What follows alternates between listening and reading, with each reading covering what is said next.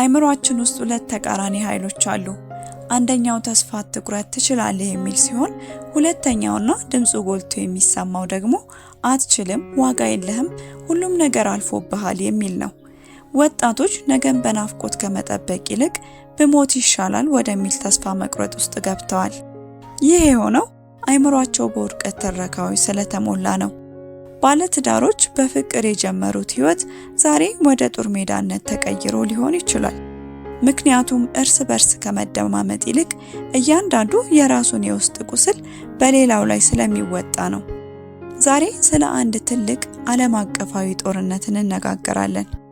ይህ ጦርነት በሚሳኤልና በታንክ የሚደረግ ሳይሆን በሚሊዮን የሚቆጠሩ ሰዎች አይምሮ ውስጥ በየሰከንዱ የሚካሄድ የሐሳብ ጦርነት ነው።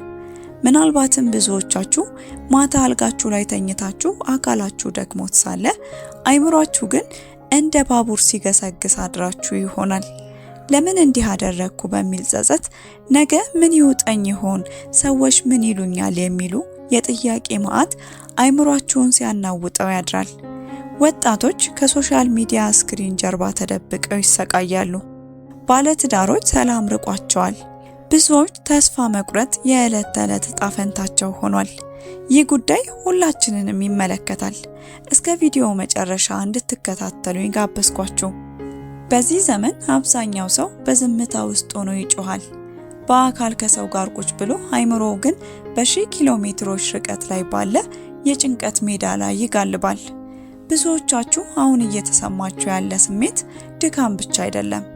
አይምሮአችሁ እንደ ባዕድ ነገር ከብዷችኋል። ሊያሳርፋችሁና ሊመራችሁ የሚገባ የቤታችሁ ጠባቂ ነበር። አሁን ግን የቤቱ ባለቤት እሱ የሆነ ይመስላል። እናንተን ማዘዝ ጀምሯል። ትተኛላችሁ፣ ግን አይምሮአችሁ አይተኛም። ትበላላችሁ፣ ግን አይምሮአችሁ ጣዕሙን አያውቀውም። አይምሮአችሁ ከእናንተ ቁጥጥር ውጪ ሆኖ እንደራሱ ሉዓላዊ መንግስት የፈለገውን ሲያወራ፣ የፈለገውን ትዝታ ሲቀሰቅስባችሁና የሌለ ፍርሃት ሲፈጥርባችሁ ሰውነታችሁ ውስጥ ያለ ባዕድ አካል የመሰላችሁ ለዚህ ነው። ውስጣችሁ ያለው ጫጫታ ልክ እንደ ገበያ በታወከ ድምጽ ተሞልቷል። ይህ ጫጫታ ለምን በሚሉ ጥያቄዎችና ቢሆንስ በሚሉ ስጋቶች የታጀበ ነው። ይህ ድምጽ አንዳንዴ በጣም ከመዛባቱ የተነሳ የራሳችሁን ትክክለኛ ድምጽ መስማት እስኪያቅታችሁ ድረስ ይንጫጫል። ልክ ሬዲዮ ጣቢያው እንደጠፋና ዝም ብሎ እንደሚጮህ አይምሮም ትርጉም በሌለው ጫጫታ ተወጥሯል። ይህ ውጥረት ከሚቋቋሙት በላይ የሆነው ለምንድን ነው? መንስኤዎቹስ? በየቀኑ የምናያቸው የሌሎች ሰዎች የተስተካከለ ወይም ኤዲትድ ህይወት የኛን ትክክለኛ ህይወት እንድንጠላው አድርጎናል። ስልካችንን በከፈትን ቁጥር አይምሮአችን በሺዎች የሚቆጠሩ መረጃዎችን እንዲያነፈንፍ ይገደዳል። ይህ ደግሞ አይምሮ እረፍት እንዲያጣና ሁልጊዜ በንቃት ላይ እንዲቆይ ያደርገዋል። ምክንያቱም አይምሮአችን በቀን ውስጥ ሊያስተናግደው ከሚችለው በላይ መረጃና ጭንቀት እየጫንበት ስለሆነ ነው። ልክ አንድ ኮምፒውተር ብዙ ፋይሎች ሲከፈቱበት ሃንግ እንደሚያደርገው ሁሉ የሰው ልጅ አይምሮ በሶሻል ሚዲያ መረጃዎች፣ በኑሮ ውድነትና በግል ህይወት ግጭቶች ተሞልቶ መስራት አቁሜያለሁ እያለ ነው። ሌላኛው መንስኤ ደግሞ የክፉ ልማዶችና ሱሶች እስራት ነው። ሱሰኝነት ሲባል መጠጥና አደንዛዥ እጽ ብቻ አይደለም። ሶሻል ሚዲያ፣ የብልግና ምስሎች ወይም ፖርኖግራፊና አሉታዊ ሐሳቦችን ማውጠንጠን ራሳቸው ትልልቅ ሱሶች ናቸው። እነዚህ ልማዶች በአይምሮ ውስጥ ያለውን የደስታ ሆርሞን ወይም ዶፓሚን ስለሚያዛቡት ትንንሽ የህይወት ስጦታዎች ደስታ መስጠት ያቆማሉ። ከማንነት ጋር መጣላት ወይም አይደንቲቲ ክራይሲስ ደግሞ ሌላኛው መንስኤ ነው። ምን ሰርቼ ልለወጥ የሚለው ጭንቀት ከስራ ማጣት በላይ እኔ ማን ነኝ፣ ዋጋዬስ ምንድነው ከሚል ጥያቄ ይመነጫል። ሰዎች ስኬትን በገንዘብና በዝና ብቻ ስለለኩት ተራ ሰው መሆን እንደ ውርደት ተቆጠረ። ይህም በሰዎች ውስጥ የማያቋርጥ የውድድር ስሜትን ፈጥሯል። ብዙዎቻችሁ ስልካችሁን የምታነሱት ለአንድ 5 ደቂቃ ብቻ ዜና ወይም አንዳች የምትፈልጉትን ነገር አይቼ እወጣለሁ በሚል ተራ ሰበብ ነው። ነገር ግን የ5 ደቂቃ ሳይታወቃችሁ ወደ 2 እና 3 ሰዓት ይቀየራል። ጣታችሁ ያለ እረፍት ወደ ላይ ስክሮል ያደርጋል። አይናችሁ አጫጭርና ማራኪ ቪዲዮዎችን ሪልስ፣ ቲክቶክ እያፈራረቀ ይመለከታል። እነዛም ቪዲዮዎች በምትመለከቱበት ቅጽበት አይምሯችሁ ዶፓሚን የተባለውን የደስታ ሆርሞን በከፍተኛ ሁኔታ ያመነጫል። ለዛች ደቂቃ ዓለምን የረሳችሁ፣ ጭንቀትን ያባረራችሁና ፈታ ያላችሁ ይመስላችኋል። ነገር ግን ይህ ደስታ የውሸት ደስታ ነው። ልክ እንደ ስኳርና እንደ ከረሜላ ለጊዜው ይጣፍጥና በኋላ ግን ጥርሳችሁን እንደሚያበላሸው ሁሉ ይህ አጭር ደስታም አይምሯችሁን ያደነዝዘዋል። ከሶሻል ሚዲያ ወጥታችሁ ስልኩን ስታስቀምጡ የሚሰማችሁ ስሜት ግን አስፈሪ ነው። ለካስ ይህን ያህል ሰዓት ምንም በማይጠቅም ነገር አባከንኩ የሚል የጥፋተኝነት ስሜት ይወራችኋል። ይህም ወደ ባዶነት ስሜት ይመራል።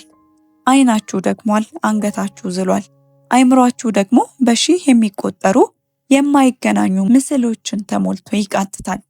ሳታውቁት የሌሎችን የውሸት ሳቅ ከራሳችሁ እውነተኛ ችግር ጋር ስታነጻጽሩ ሕይወታችሁ መራራና ዋጋ ቢስ መስላ ትታያችኋለች።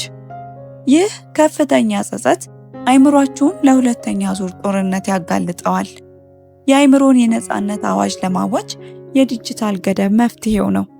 ይህ ማለት ቴክኖሎጂን መጥላት ማለት ሳይሆን አጠቃቀማችንን በጥንቃቄ መቆጣጠር ማለት ነው። አይምሮን ከዚህ የማይጠገብ ስክሮሊንግ ነፃ ለማውጣት የሚከተሉትን የመፍትሄ እርምጃዎች መውሰድ ተገቢ ነው። የመግቢያና የመውጫ ደንብ ማውጣት።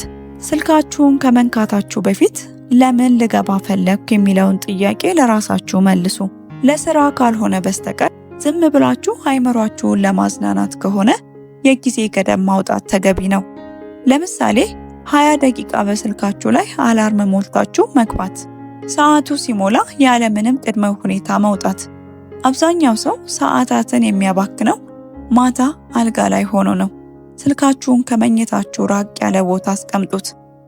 ይህን ማድረጋችሁ ሶሻል ሚዲያ ከሚፈጥርባችሁ ችግር ባሻገር ስልካችሁ አጠገባችሁ በመቀመጡ ሊመጣባችሁ የሚችለውን የጎንዮሽ ጉዳት ትከላከላላችሁ። ጠዋት ስትነሱ በመጀመሪያዎቹ 30 ደቂቃዎች ውስጥ ስልካችሁን መንካት አትጀምሩ።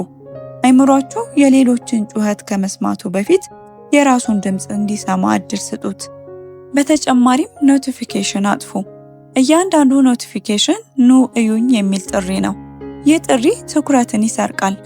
አላስፈላጊ ከሆኑ መተግበሪያዎች የሚመጡ ማሳወቂያዎችን በማጥፋት የአይምሯችሁን መሪ በእጃችሁ አድርጉ። በስክሪን ላይ በምታዩት ቪዲዮ ፋንታ መጽሐፍትን ገልጣችሁ አንብቡ። ከጓደኞቻችሁ ጋር ፊት ለፊት ተገናኝታችሁ አውሩ፣ ወይ ወጣ ብላችሁ ተፈጥሮን ተመልከቱ። አሊያም እንደየእምነታችሁ ወደ የአምልኮ ስፍራችሁ በመሄድ ከፈጣሪያችሁ ጋር ተገናኙ። ምክንያቱም አይምሮ እውነተኛ ግንኙነትና እረፍትን ይፈልጋል። ሶሻል ሚዲያ ጥሩ አገልጋይ ግን ደግሞ መጥፎ ጌታ ነው። ዛሬ መሪነቱን ከስልካችሁ ነጥቃችሁ ለራሳችሁ ስጡ።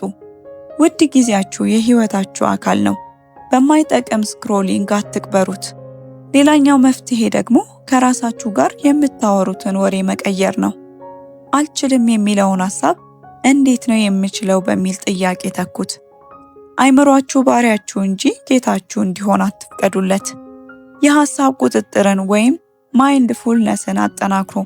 ያለፈው ስህተታችሁ ዛሬን እንዲበላው አትፍቀዱለት። ባለትዳሮች ከሆናችሁ ለትክክለኛነታችሁ ከመከራከር ይልቅ ለሰላማችሁ ቅድሚያ ስጡ። ይቅርታ ማድረግ ለሌላው ሰው የምታደርጉት ስጦታ ሳይሆን ለአይምሯችሁ የምትሰጡት ነፃነት ነው።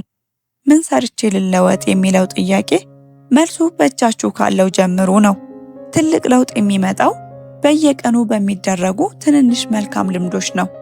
እናንተ የሐሳብ ድምሮች አይደላችሁም። እናንተ ሐሳቦችን የምታስተውሉ ታላቅ ፍጡር ናቸው። አይምሯችሁ ቢጮህም ቢከብዳችሁም ተስፋ እንድትቆርጡ ቢገፋፋችሁም በእናንተ ውስጥ ገና ያልተነካ ትልቅ ብርሃን አለ። ስለዚህ ዛሬ ወስኑ። ከሶሻል ሚዲያ ጫጫታ ወጥታችሁ ወደ ውስጠኛው ሰላማችሁ ተመለሱ። ሕይወት ፈተና ቢበዛባትም እናንተ ግን አሸናፊ እንድትሆኑ ተፈጥሯችኋል። የተሻለ ሕይወት ይገባችኋል። ያ የተሻለ ሕይወት የሚጀምረው ደግሞ አይምሯችሁ ውስጥ ሰላም ሲወርድ ነው። እስካሁን ያወራነው ስለ አይምሮ ጫጫታ፣ ስለ ዲጂታል እስራትና ስላጣችሁ ሰላም ብቻ አይደለም፣ ስለ ነፃነታችሁም ነው። ይህን ቪዲዮ ስትጨርሱ ስልካችሁን አስቀምጣችሁ ወደ ሕይወታችሁ ትመለሳላችሁ። ያኔ ግን ሁለት ምርጫዎች ይጠብቋቸዋል። አንደኛው ምርጫ እንደ ትላንቱ በሐሳብ ማዕበል እየተነዳችሁ ሶሻል ሚዲያ ስክሪን ውስጥ ህይወታችሁን እየቀበራችሁና እኔ ለማንም አልጠቅምም በሚል ጸጸት ተሸብባችሁ መኖር ነው። ሁለተኛውና ከባዱ ግን ጣፋጩ ምርጫ ደግሞ አይምሮዬን መልሼ እረከበዋለሁ ብላችሁ የምትወስኑት የጀግንነት ውሳኔ ነው። አይምሮአችሁ ውስጥ ያለው ጦርነት የሚቆመው ውጫዊ ነገሮች ሲስተካከሉ አይደለም፣ እናንተ በውስጣችሁ ሰላምን ለመፍጠር ስትቆርጡ እንጂ። ዓለም በቢሊዮን የሚቆጠር መረጃ ልትክታችሁ ትችላለች። እናንተ ግን የትኛውን እንደምትቀበሉ የመምረጥ ኃላፊነት አለባችሁ። ተስፋ እየቆረጣችሁ ያላችሁ ወጣቶች፣ ሱሶችና ክፉ ልማዶች የእናንተ ማንነት አይደሉም። እነርሱ ለአፍታ ያረፋችሁባቸው መጥፎ ማረፊያዎች ናቸው። ውጥረት ውስጥ ያላችሁ ስደተኞች፣ የባከነባችሁ ሰዓት ያሳዝናል። ነገር ግን ከፊታችሁ ያለው ጊዜ ገና ያልተጻፈ ንጹህ ወረቀት መሆኑን እወቁ። ያዘናችሁ ባለትዳሮች ደግሞ ሰላም የሚጀምረው ሌላኛው ሰው ሲቀየር ሳይሆን እናንተ ቀድማችሁ ይቅርታንና ዝምታን ስትመርጡ ነው። ከዛሬ ጀምሮ ጫጫታህን አላዳምጥም፣ በውሸት ደስታህ አልታለልም። እኔ የተሻለ ህይወት ይገባኛል፣ ያንንም ህይወት ዛሬ መገንባት ጀምራለሁ። ህይወት አጭር ናት፣ በጭንቀትና በጸጸት ደግሞ የበለጠ አናሳጥራት። አይምሯችሁን አጽዱ፣ ልባችሁን ክፍት አድርጉ። እናም ዛሬውኑ መኖር ጀምሩ። የዛሬውን ቪዲዮ እዚህ ላይ አበቃው። ስላዳመጣችሁኝ ከልብ አመሰግናለሁ። ቪዲዮውን ከወደዳችሁት ለወዳጆቻችሁ አጋሩ። ላይክ፣ ሰብስክራይብ በማድረግ አብሮነታችሁን አሳዩኝ። በቀጣይ ቪዲዮ እስክንገናኝ በቸር ቆዩ።